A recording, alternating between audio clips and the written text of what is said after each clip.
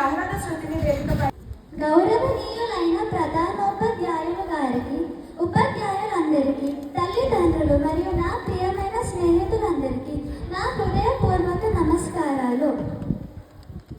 ఈరోజు మనందరికీ ఎంతో గర్వకరమైన రోజు. ఆగస్ట్ 15 స్వాతంత్ర్య దినోత్సవం.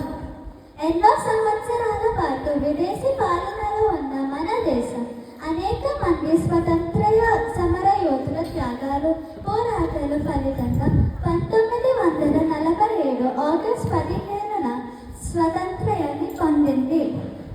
ఈ పవిత్రమైన రోజున మనం జాతీయ పతాకానికి వందనం చేస్తాము.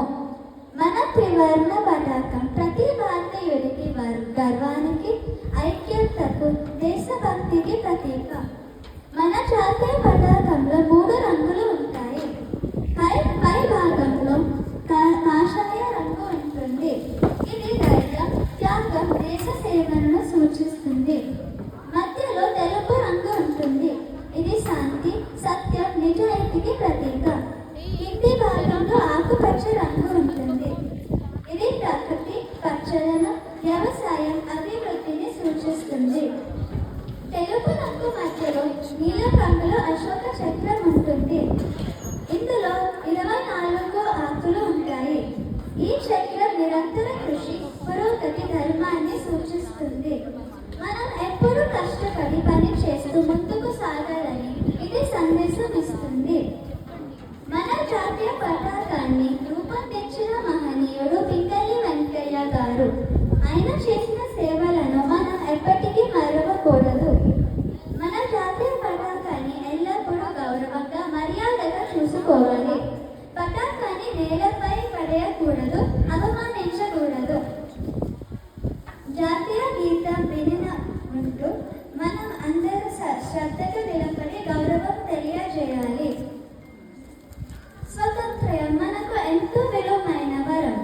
ఈ స్వేచ్ఛను కాపాడుకోవడం ప్రతి భారతీయుడి బాధ్యత. మంచి పౌరులుగా ఎదగాలి, చెట్లు నాటాలి, పర్యావరణాన్ని రక్షించాలి, కష్టపడి చదివి దేశాభివృద్ధికి తోడ్పడాలి.